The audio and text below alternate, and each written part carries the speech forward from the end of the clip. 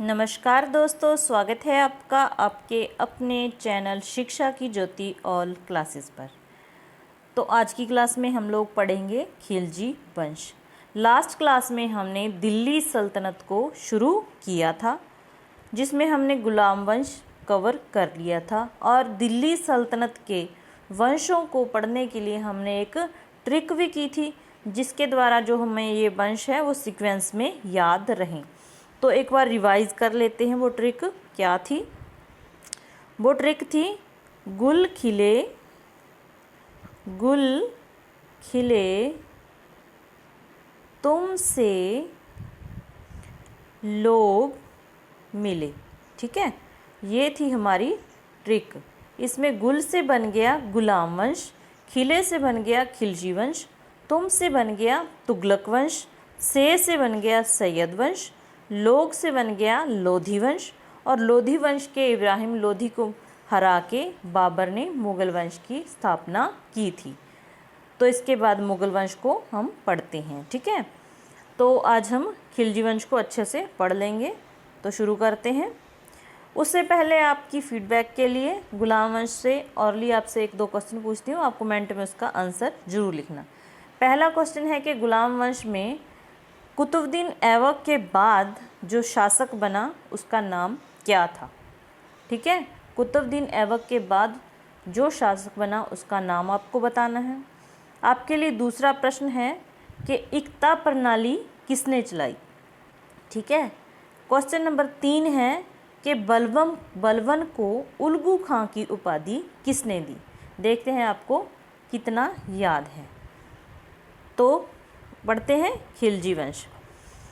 गुलाम वंश के शासन को समाप्त कर 13 जून 1290 में जलालुद्दीन फिरोज खिलजी ने खिलजी वंश की स्थापना की। ठीक है, किसने की? जलालुद्दीन फिरोज खिलजी ने खिलजी वंश की स्थापना की। जलालुद्दीन खिलजी 70 वर्ष की आयु में गद्दी पर बैठा। कितने वर्ष की आयु में? 70 वर्ष की। ठीक है, और इसने जो राजधानी बनाई किलोखरी को, या किलोखेड़ी भी आप कह सकते हो।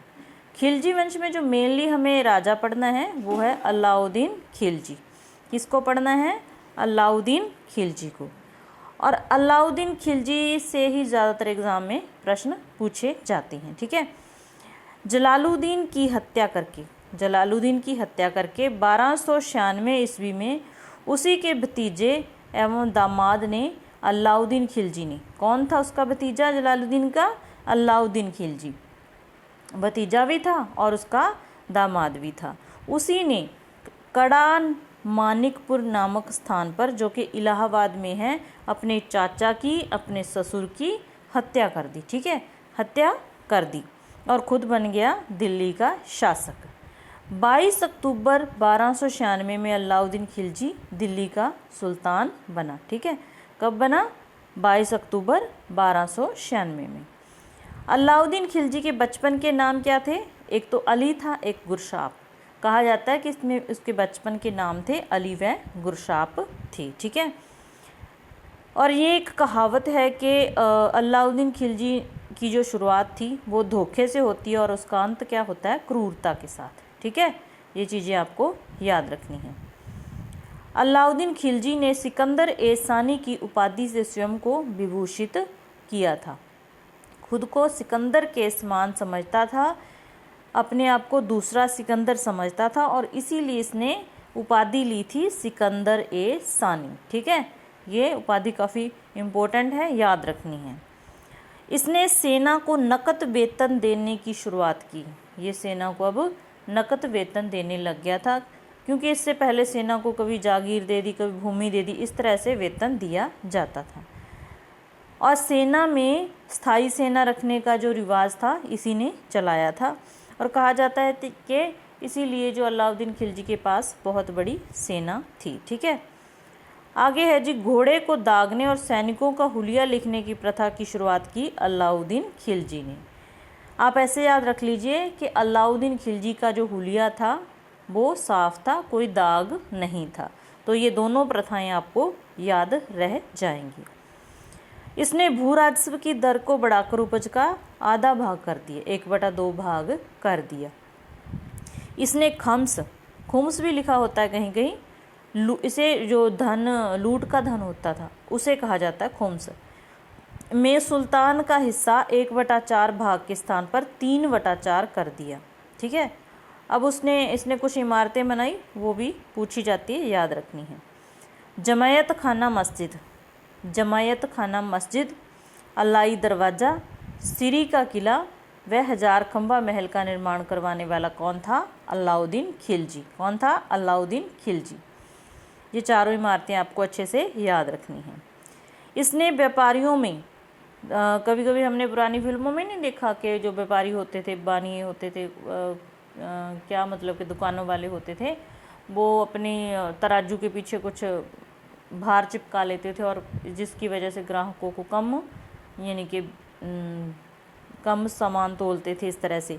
तो इसने क्या किया? इसने व्यापारियों में बेईमानी को रोकने के लिए जो भी इसे कम तोलने वाले व्यक्ति मिलते थे तो कहते थे कि उसका मांस का टुकड़ा, जितना कोई कम को तोलता था उतना उसका मांस का टुकड़ा निकाल के पूरा करता था ये वजन को। तो इस तरह से इसने मतलब कि इतना कड़ा प्रबंध कर दिया तो बेईमानी ख़त्म हो गई। ठीक है, ये इसने आदेश दिया कि जो भी व्यक्ति कम वजन तोले तो उसके शरीर से उतना ही मांस निकाल ली।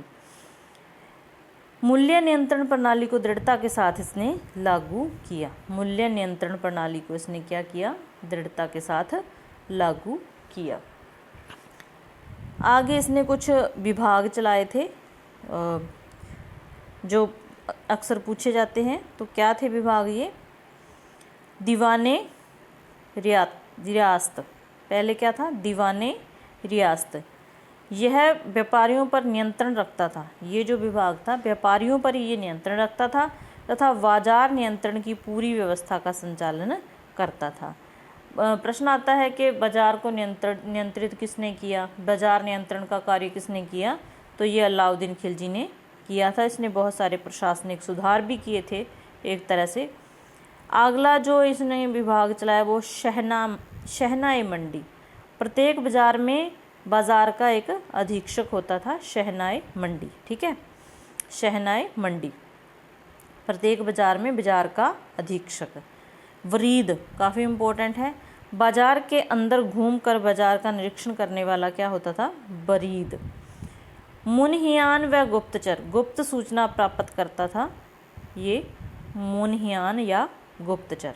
ठीक है, तो ये विभाग आपको याद रखने हैं। ठीक है, आगे हम अमीर खुसरो को पढ़ते हैं जो मतलब कि काफ़ी इम्पोर्टेंट कवि है। इसके बारे में थोड़ी सी जानकारी अलग से करते हैं। अमीर खुसरो का जो मूल नाम था वो था मोहम्मद हसन। क्या था? मोहम्मद हसन। और उसका जन्म हुआ था पटियाला में 1253 में। कब हुआ था? 1253 में। अमीर खुसरो जो प्रसिद्ध सूफी संत शेख निज़ामुद्दीन औलिया था ना, उसके ये शिष्य थे। अमीर खुसरो प्रसिद्ध सूफी संत शेख निज़ामुद्दीन औलिया के शिष्य थे। अमीर खुसरो ने बलबन गुलाम वंश का शासक मोहम्मद तुगलक तक दिल्ली के सुल्तानों के दरबार में ये रही।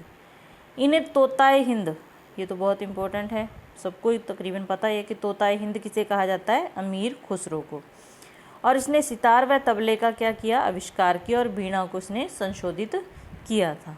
ये चीज़ें याद रखनी हैं।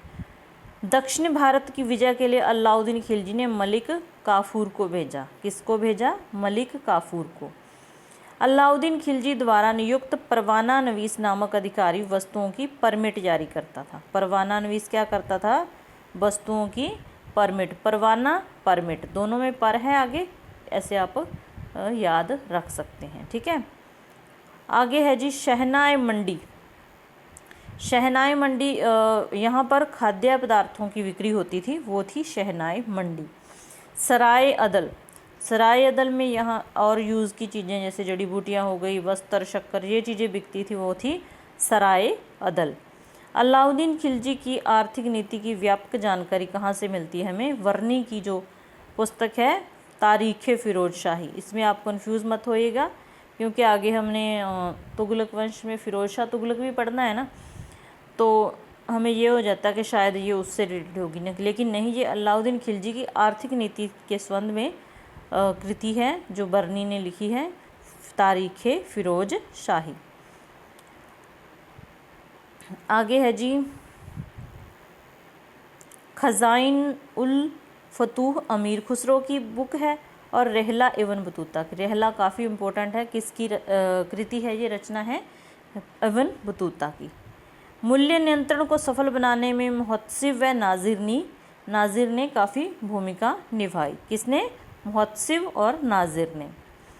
राजस्व सुधारों के अंतर्गत अलाउद्दीन खिलजी ने सर्वप्रथम मिल्क, इनाम व वक्फ के जो अंतर्गत भूमि आती थी ना, उसको खालसा भूमि में बदल दिया। खालसा भूमि का इसने निर्माण किया। ये चीज़ें याद रखनी हैं। अलाउद्दीन खिलजी के दरबारे अलाउद्दीन खिलजी ने एक नए कर लगाए थे। वो कौन कौन से थे?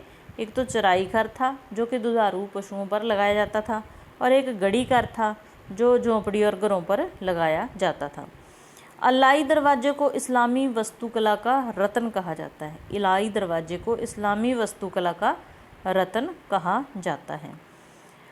देवी अधिकार के सिद्धांत को अलाउद्दीन खिलजी ने चलाया। अलाउद्दीन खिलजी के शासनकाल में 1297 से 1306 ईस्वी तक मंगोलों के आक्रमणों का आक्रमण हुए मंगोलों के द्वारा, और प्रथम आक्रमण था वो 1297 में हुआ। कुल आक्रमण कितने हुए? 6। अगर पूछा जाए कि मंगोलों के आक्रमण कब किसके समय में हुए, तो अलाउद्दीन खिलजी के। टोटल कुल 6 आक्रमण हुए थे। ये चीज़ भी आपको याद रखनी है। अलाउद्दीन खिलजी की मृत्यु 5 जनवरी 1316 में हो जाती है। 1316 में अलाउद्दीन खिलजी की क्या हो जाती है? मृत्यु हो जाती है। और उसके बाद जो शासक बनता है वो था कुतुबुद्दीन मुबारक खिलजी, जो 1316 में ही दिल्ली के सिंहासन पर बैठ जाता है। मुबारक खान ने खुद को खलीफा की उपाधि दी। क्या उपाधि दी? खलीफा की। मुबारक ए वज़ीर खुसरो खान ने मुबारक खां का जो वजीर था खुसरो खां, उसने 15 अप्रैल 1320 को इसकी कर दी हत्या और स्वयं बन गया दिल्ली का शासक। खुसरो खां ने पैगंबर के सेनापति की उपाधि ली। एक खुसरो खां था, उसने क्या उपाधि ली? पैगंबर के सेनापति की। कश्मीर को भारत का स्वर्ग किसने कहा? अमीर खुसरो ने। ये भी आपको याद रखना है। जो मलिक काफूर था उसको 1000 दिनारी कहा जाता था, क्योंकि अलाउद्दीन खिलजी ने मलिक काफूर को 1000 दिनार देके खरीदा था। देवगढ़ के अभिलेख में अलाउद्दीन खिलजी को देवतुल्य कहा गया। कौन से अभिलेख में? देवगढ़ के अभिलेख में। दिल्ली का अर्थशास्त्री भी अलाउद्दीन खिलजी को ही कहा जाता है। अमीर खुसरो ने इसे क्या कहा? सुल्ताने जहाँ या विश्व का सुल्तान कहा। 1310 में चित्तौड़ पर रानी पद्मावती को पाने के लिए रतन सिंह पर आक्रमण किया था अलाउद्दीन खिलजी ने, और उसका साथ देने वाला था मलिक काफूर। ये भी आपको रखना है याद। चित्तौड़गढ़ पर आक्रमण किया अलाउद्दीन खिलजी ने। तो ये थी हमारी आज की क्लास। अगर आपको कुछ समझ आया, कुछ अच्छी लगी, तो लाइक करना, क्योंकि लाइक करने से ऐसा लगता है कि हमारी कोशिश सफल हो गई। अगर आप इसी तरह से हमसे पढ़ना चाहते हो, हमसे जुड़े रहना चाहते हो, तो चैनल को सब्सक्राइब करना और बेल आइकन को प्रेस ज़रूर कर लेना। Thanks for watching. धन्यवाद।